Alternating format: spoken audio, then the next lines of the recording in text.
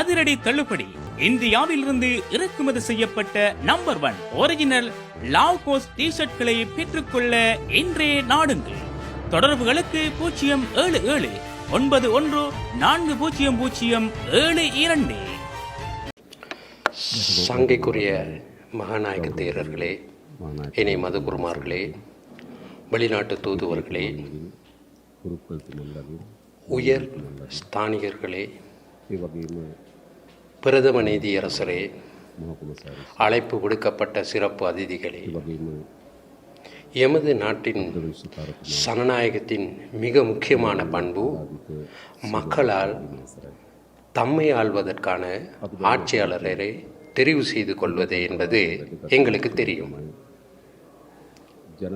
எனினும் தேர்தலின் போது வாக்குகளை அளித்தல் மற்றும் ஆட்சியாளரை தெரிவு செய்து கொள்வதால் மாத்திரம் சனநாயகம் முற்று பெற மாட்டாது.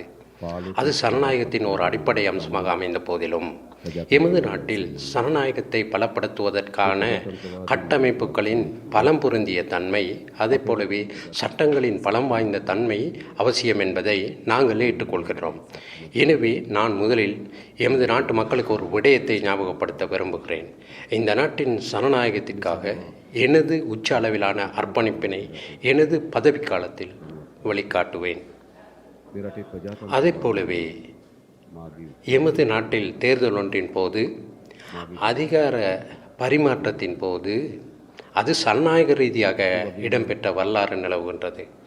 ஒருபோதுமே தேர்தல் ஒன்றின் போது இடம்பெறுகின்ற அதிகார பரிமாற்றத்தை எந்த ஒரு தலைவரும் நிராகரித்ததில்லை. அதற்கிணங்க செயலாற்றி முன்னாள் ஜனாதிபதி கௌரவ ரணில் விக்ரமசிங்கே அவர்கள் மக்கள் ஆணையை சுமூகமாக ஏற்றுக்கொண்டு இந்த ஜனநாயக அதிகார பரிமாற்றத்திற்கான அவருடைய அர்ப்பணிப்பையும் முன்மாதிரியான தன்மையையும் வெளிக்காட்டியமைக்காக நன்றி கூற கடமைப்பட்டுள்ளேன்.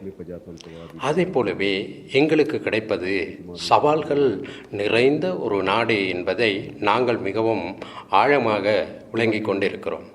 எமது அரசியலில் இதைவிட பரிசுத்தமாக்கப்பட வேண்டிய, மக்கள் பாரிய அளவில் எதிர்பார்க்கின்ற சாதகமான அரசியல் கலாச்சாரம் ஒன்றின் தேவை நிலவுகிறது. நாங்கள் அதற்காக அர்ப்பணிப்பு செய்ய தயார். எமது நாட்டின் அரசியல்வாதி மற்றும் அரசியல் பற்றி பிரஜைகள் மத்தியில் பாதகமான ஒரு அபிப்பிராயமே நிலவுகிறது.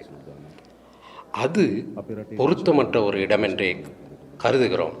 எனவே நாங்கள் எமது பக்கத்தில் உச்ச அளவில் மீண்டும் அரசியல் பற்றியும் அரசியல்வாதி பற்றியும் மக்களின் நன்மதிப்பினையும் நம்பிக்கையையும் ஏற்படுத்துவதற்காக எமது தரப்பில் ஆற்றக்கூடிய பணிகளை ஆற்ற தயார். அத்துடன் எங்களுக்கு கிடைக்கின்ற இந்த ஆழமான நெருக்கடியானது வெறுமனே ஓர் அரசாங்கம் அல்லது அரசியல் கட்சி அல்லது ஒரு தனிநபரால் மாத்திரம் கடந்து செல்லக்கூடிய நிலையில் இருப்பதாக நாங்கள் நம்பவில்லை. ஏனென்றால் நான் இதற்கு முன்னரும் நான் ஒரு மாயாஜால வித்தைக்காரன் அல்லவென கூறியிருக்கிறேன். நான் ஒரு மெஜிக்காரன் அல்ல. நான் இந்த நாட்டில் பிறந்த ஒரு சாதாரண பிரஜை. ஆற்றல்கள் இருக்கின்றன, ஆற்றாமைகளும் இருக்கின்றன, நாம் அறிந்த விடயங்களும் இருக்கின்றன, அறியாத விடயங்களும் இருக்கின்றன. ஆனால் என்னுடைய முதன்மை பணி ஆற்றல்களை உறிஞ்சி எடுத்து அறிந்தவற்றை ஒன்று திரட்டி மிகச்சிறந்த தீர்மானங்களை மேற்கொண்டு இந்த நாட்டை நெறிப்படுத்துவதாகும். அதனால் அந்த கூட்டான இடையீட்டின் பங்காளியாவதே என்னுடைய பொறுப்பாகும்.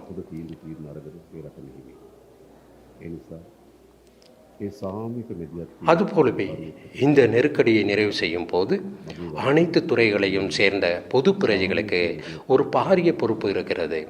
அந்த பொறுப்பினை ஈடேற்றுவதற்காக நான் உங்கள் அனைவரினதும் ஒத்துழைப்பினை எதிர்பார்க்கிறேன். ஆனால் நாட்டின் ஜனாதிபதி என்ற வகையில் என்னிடம் ஒரு தலையாய பொறுப்பு இருப்பதாக நான் நம்புவதோடு இந்த சவாலை வென்றெடுப்பதற்காக எல்லா சந்தர்ப்பங்களிலும் செயலாற்றுவதற்காக என்னிடம் கையளிக்கப்பட்டுள்ள பொறுப்பினை நான் முறைப்படி ஈடேற்றுவேன் என்பதை இந்த சமூகத்திற்கு நிரூபித்து காட்டுவேன். அதே போலவே குறிப்பாக எங்களுக்கு தெரியும், எமது நாட்டுக்கு சர்வதேச ஒத்துழைப்பு அவசியமாகும்.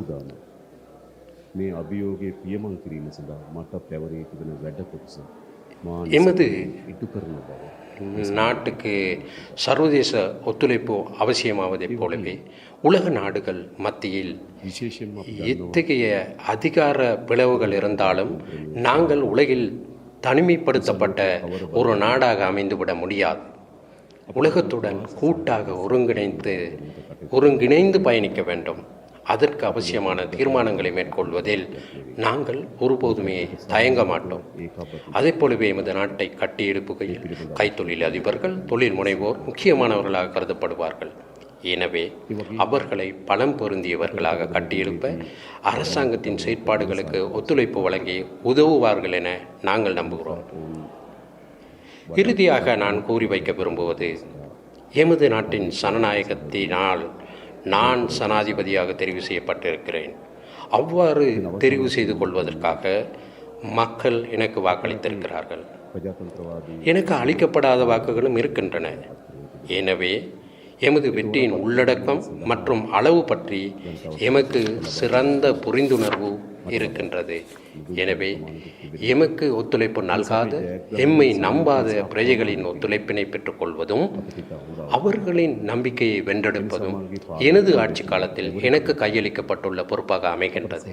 அந்த பணியை சரிவர ஈடேற்ற முடியும் என்ற நம்பிக்கை எனக்கு இருக்கின்றது. எதிர்காலத்தில் இவை அனைத்துமே நடைமுறையில் சாத்தியமானதாக அமைகின்ற அனுபவத்தை உங்களால் பெற்றுக்கொள்ள முடியும். அதற்காக உங்களுடைய ஒத்துழைப்பினை பெரிதும் எதிர்பார்க்கிறேன். உங்கள் அனைவருக்கும் மும்மொழிகளின் நல்லாசியையும் கடவுளின் துணையையும் வேண்டிக் கொள்கிறேன். ඒ සඳහා සියලු ජනතාවගේ සහාය අපේක්ෂා කරනවා. තෙරුවන් සරණයි. දෙවි පිහිටයි සියලු දෙනාටම. බොහොම ස්තුතියි.